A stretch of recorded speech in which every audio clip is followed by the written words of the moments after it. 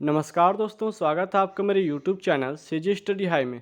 तो आज हम देखने वाले हैं हिंदी से रिलेटेड महत्वपूर्ण प्रश्न उत्तर, जो कि व्यापक ही नहीं सभी कॉम्पिटिशन एग्जाम में पूछा ही जाता है। और आप सभी को पता है हिंदी जो है स्कोरिंग सब्जेक्ट है। इससे रिलेटेड 10 से 15 प्रश्न सभी कॉम्पिटिशन एग्जाम में आते ही हैं। तो ये वीडियो आपके लिए काफ़ी हेल्पफुल होने वाली है, तो वीडियो को अंत तक जरूर देखें। यहाँ पर नोट दे रखा है, सभी प्रश्न CGPSC एवं व्यापक में बार बार पूछे जाते हैं। प्रश्नों को गंभीरता से लें, ठीक है, प्रश्नों को अच्छे से याद करें।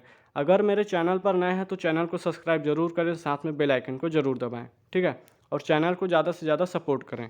चलते हैं आज के वीडियो की ओर। आज का पहला क्वेश्चन है, दांत का उच्चारण स्थान क्या है? तो दांत का उच्चारण स्थान है नाक। नाक इसका राइट आंसर होगा। जहाँ पर भी उच्चारण स्थान वाला वर्ड आता है तो इसमें जो शब्द पूछा जा रहा है उसको आपको बोल के देखना है। वो शब्द जहाँ से भी निकलने आपको प्रतीत होती है वही उसका राइट आंसर होता है, ठीक है। तो दांत का उच्चारण स्थान क्या है? नाक। नाक इसका राइट आंसर होगा। अगला क्वेश्चन देख लेते हैं, हिंदी में कितने वर्ण हैं? तो हिंदी में टोटल वर्णों की संख्या है 52। वहीं पर इंग्लिश में पूछा जाए तो 26, ठीक है। तो हिंदी में कितने वर्ण हैं? 52। अगला क्वेश्चन देख लेते हैं, भाषा के आधार पर सर्वप्रथम किस राज्य का गठन हुआ? तो इसका राइट आंसर है आंध्र प्रदेश। भाषा के आधार पर सर्वप्रथम आंध्र प्रदेश राज्य का गठन हुआ। अगला क्वेश्चन देख लेते हैं, भाषा के कितने रूप होते हैं? तो भाषा के दो रूप होते हैं, एक होता है लिखित और एक होता है मौखिक, ठीक है। लिखित जो लिख के बताया जाता है और मौखिक जो मुंह के द्वारा बोल के बताया जाता है। तो ये भाषा के दो रूप हैं, ठीक है। अगला क्वेश्चन देख लेते हैं, निम्न में से कौन सी भाषा भारत की प्रथम देश भाषा है? तो इसका राइट आंसर है पाली। पाली जो है भारत की प्रथम देश भाषा है। वहीं पर प्राचीन भाषा पूछा जाए तो इसका राइट आंसर होगा संस्कृत। संस्कृत जो है भारत की प्राचीन भाषा है और पाली जो है भारत की प्रथम देश भाषा है। अगला क्वेश्चन देख लेते हैं, जिह्वा के आधार पर स्वर कितने प्रकार के होते हैं? तो जिह्वा के आधार पर स्वर 3 प्रकार के होते हैं। तो 3 इसका राइट आंसर होगा। अगला क्वेश्चन देख लेते हैं, क्रिया के रूपांतरण को क्या कहते हैं? तो क्रिया के रूपांतरण को वाच्य कहा जाता है, ठीक है। ये क्रिया के रूपांतरण को बताता है वाच्य। अगला क्वेश्चन देख लेते हैं, इनमें कौन देशज शब्द है? तो इसका राइट आंसर है टपरा। टपरा जो है देशज शब्द है। देशज शब्द का मतलब है जो आम बोलचाल की भाषा में भी प्रयोग होता है और हिंदी भाषा में भी वही शब्द प्रयोग होता है, उसका अर्थ नहीं बदलता, ठीक है। तो टपरा जो है वो हमारे छत्तीसगढ़ी में भी प्रयोग होता है और हिंदी में भी प्रयोग होता है। तो टपरा जो है वो देशज शब्द है। अगला क्वेश्चन देख लेते हैं, केदार का पर्यायवाची कौन है? तो केदारनाथ मंदिर जो है भगवान शिव से रिलेटेड है और इसका राइट आंसर है महेश। केदार का पर्यायवाची कौन है? महेश। महेश इसका राइट आंसर होगा। अगला क्वेश्चन देख लेते हैं, वह बालक रोता है में वह शब्द क्या है? तो वह शब्द क्या है? सर्वनाम। वह जो है वो संज्ञा की विशेषता बता रहा है, ठीक है। वह जो है वो संज्ञा की जगह ले रहा है, तो इसका राइट आंसर होगा सर्वनाम। जो भी शब्द संज्ञा की विशेषता बताता है उसे सर्वनाम कहते हैं। अगला क्वेश्चन है, क्वेश्चन नंबर 11 है, हिंदी में प्रयोग होने वाले संस्कृत के मूल शब्दों को क्या कहा जाता है? तो उसे कहा जाता है तत्सम। हिंदी में प्रयोग होने वाले संस्कृत के मूल शब्दों को तत्सम कहा जाता है, ठीक है। तत्सम जो है वो संस्कृत में भी वही वर्ड रहता है और हिंदी में भी उसका अर्थ नहीं बदलता, वही रहता है। जैसे हम देख लेते हैं पुत्र। पुत्र जो है संस्कृत शब्द है और हिंदी में भी इसका अर्थ पुत्र ही रहता है, ठीक है। हिंदी में भी इसे पुत्र ही बोला जाता है। तो इसका राइट आंसर होगा तत्सम। अगला क्वेश्चन देख लेते हैं, निम्नलिखित में से कौन सा शब्द शुद्ध है?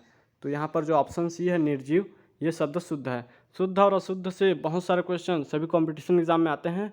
तो इसमें आपको देखना है कि जो वर्ड दिया है वो आपने कभी देखा है नहीं, ठीक है। जो पुस्तक में बार बार कभी आपने देखा होगा, प्रयोग हो रहा था, वही उसका राइट आंसर होता है, ठीक है। अगला क्वेश्चन देख लेते हैं, निम्नलिखित में से किस वर्ण का उच्चारण तालु से होता है? तो इसका राइट आंसर है रा। रा जो है वो इसका उच्चारण जो है तालु से होता है, ठीक है। और ये जो है उष्म व्यंजन से संबंधित है, तो ये भी आपको याद रखना है।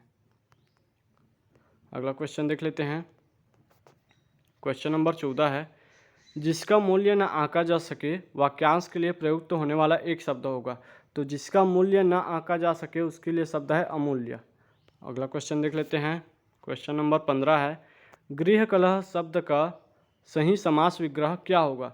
तो गृह कलह शब्द का सही समास विग्रह गृह में कलह। ऑप्शन डी इसका राइट हो जाएगा। अगला क्वेश्चन देख लेते हैं, खेत रहना मुहावरे का सही अर्थ है। तो इसका राइट आंसर है शहीद होना। खेत रहना मुहावरे का सही अर्थ शहीद होना। अगला क्वेश्चन देख लेते हैं। हिंदी साहित्य का इतिहास लिखने वाले प्रथम लेखक कौन थे? ये जो है वेरी इंपॉर्टेंट क्वेश्चन है, ठीक है, तो इसे अच्छे से याद करिए। हिंदी साहित्य का इतिहास लिखने वाले प्रथम लेखक जॉर्ज ग्रियर्सन है, ठीक है। अगला क्वेश्चन देख लेते हैं।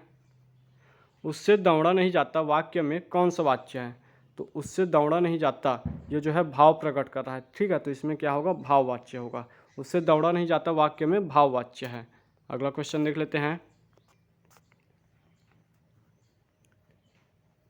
क्वेश्चन नंबर 19 है, नव वर्ष मंगलमय हो किस तरह का वाक्य है? तो ये जो है इच्छावाचक वाक्य है। नव वर्ष मंगलमय हो मतलब हम अपनी इच्छा बता रहे हैं कि आपका जो नव वर्ष है वो मंगलमय हो, तो इसमें इसका राइट आंसर हो जाएगा बी, नव वर्ष मंगलमय हो इच्छावाचक वाक्य है। अगला क्वेश्चन देख लेते हैं। क्वेश्चन नंबर 20 है, निम्नलिखित में से कौन सा शब्द पुल्लिंग है? तो इसका राइट आंसर है व्यय। व्यय जो है वो पुल्लिंग शब्द है, ठीक है। अगला क्वेश्चन देख लेते हैं। साहित्यिक में कौन सा प्रत्यय है? तो साहित्यिक में इक प्रत्यय है, साहित्य प्लस इक जुड़ा है, ठीक है, तो इससे क्या बना है? साहित्यिक, तो ये इसका राइट आंसर हो जाएगा। अगला क्वेश्चन देख लेते हैं। गोदान उपन्यास के लेखक हैं, तो ये भी वेरी वेरी इंपॉर्टेंट क्वेश्चन है। इससे जो रिलेटेड सभी कॉम्पिटिशन एग्जाम में क्वेश्चन आते हैं, तो इसका राइट आंसर हो जाएगा मुंशी प्रेमचंद। ये क्वेश्चन बहुत बार रिपीटेड है, ठीक है। गोदान उपन्यास के लेखक कौन है? मुंशी प्रेमचंद। ये सभी क्वेश्चन आपको याद रखने हैं। सभी क्वेश्चन जो है व्यापम एवं सभी कॉम्पिटिशन एग्जाम में रिपीटेड हैं, तो प्रश्नों को अच्छे से देखें, ठीक है। अगला क्वेश्चन देख लेते हैं। साहित्य का स्वर्णकाल कहा जाता है, तो साहित्य का स्वर्णकाल किसे कहा जाता है? भक्तिकाल को। भक्तिकाल को साहित्य का स्वर्णकाल कहा जाता है। अगला क्वेश्चन देख लेते हैं।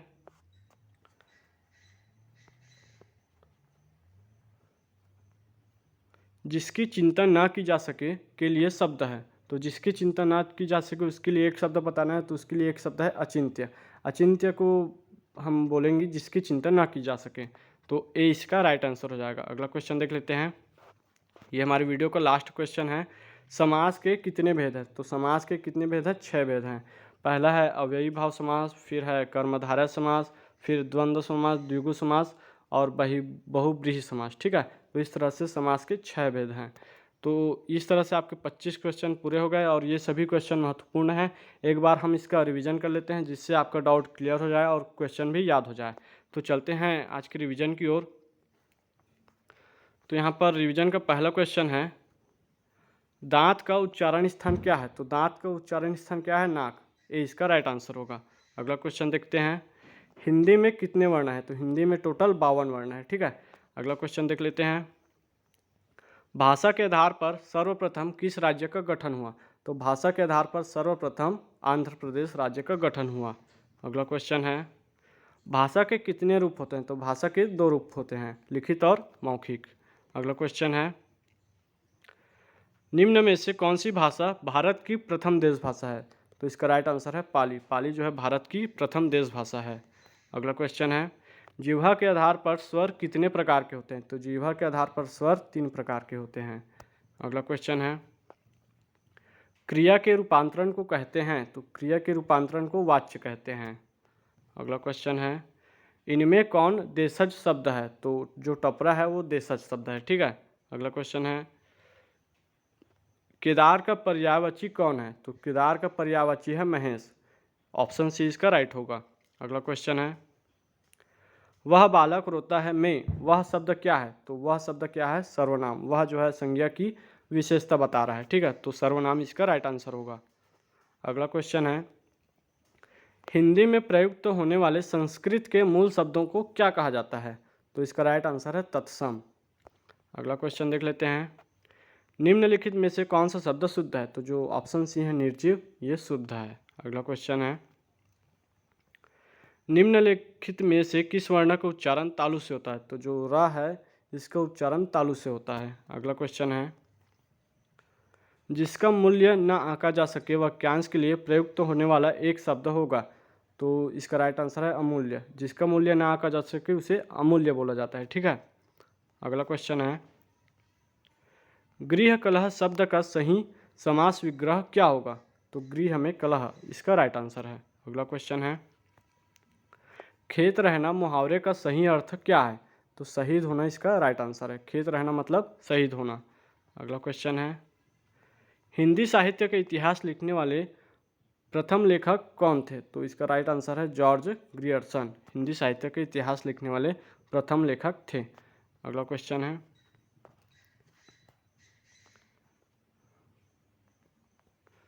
यहाँ पर देख लेते हैं अगला क्वेश्चन क्या है। ये सभी क्वेश्चन बार बार रिपीटेड हैं, तो क्वेश्चन को अच्छे से याद कीजिए, ठीक है। उससे दौड़ा नहीं जाता वाक्य में कौन सा वाच्य है? तो उससे दौड़ा नहीं जाता वाक्य में भाववाच्य है, ठीक है। अगला क्वेश्चन देख लेते हैं, नववर्ष मंगलमय हो किस तरह का वाक्य है? तो जो नववर्ष मंगलमय हो वो इच्छावाचक वाक्य है। अगला क्वेश्चन देख लेते हैं, क्वेश्चन नंबर 20 है, निम्नलिखित में से कौन सा शब्द पुल्लिंग है? तो जो व्यय है ये पुल्लिंग है। अगला क्वेश्चन देख लेते हैं, साहित्यिक में कौन सा प्रत्यय है? तो साहित्यिक में इक प्रत्यय है। अगला क्वेश्चन देख लेते हैं, क्वेश्चन नंबर 22 है, गोदान उपन्यास के लेखक हैं। तो गोदान उपन्यास के लेखक कौन है? मुंशी प्रेमचंद। अगला क्वेश्चन देख लेते हैं, साहित्य का स्वर्णकाल कहा जाता है। तो साहित्य का स्वर्णकाल भक्ति काल को कहा जाता है। अगला क्वेश्चन है हमारा रिवीजन का 24 नंबर का क्वेश्चन है, जिसकी चिंता ना की जा सके के लिए शब्द है। तो जिसकी चिंता ना की जा सके उसे अचिंत्य कहा जाता है, ठीक है। क्वेश्चन नंबर लास्ट देख लेते हैं, समास के कितने भेद हैं? तो समास के 6 भेद हैं, ठीक है। तो इस तरह से आपके 25 क्वेश्चनों का रिवीजन भी हो गया। उम्मीद करता हूँ आपको वीडियो अच्छा लगा हो, और ये सभी क्वेश्चन इंपॉर्टेंट हैं, और अभी हाल ही में एसआई की एग्ज़ाम होने वाली है, उसमें ये प्रश्न पूछे जाने की संभावना है, ठीक है। तो सभी प्रश्नों को अच्छे से देखें और सभी प्रश्नों को अच्छे से याद करें। अगर मेरे चैनल पर नए हैं तो चैनल को सब्सक्राइब जरूर करें, साथ में बेल आइकन को जरूर दबाएं। चैनल को सब्सक्राइब कर घंटी के बटन को जरूर दबाएं। धन्यवाद।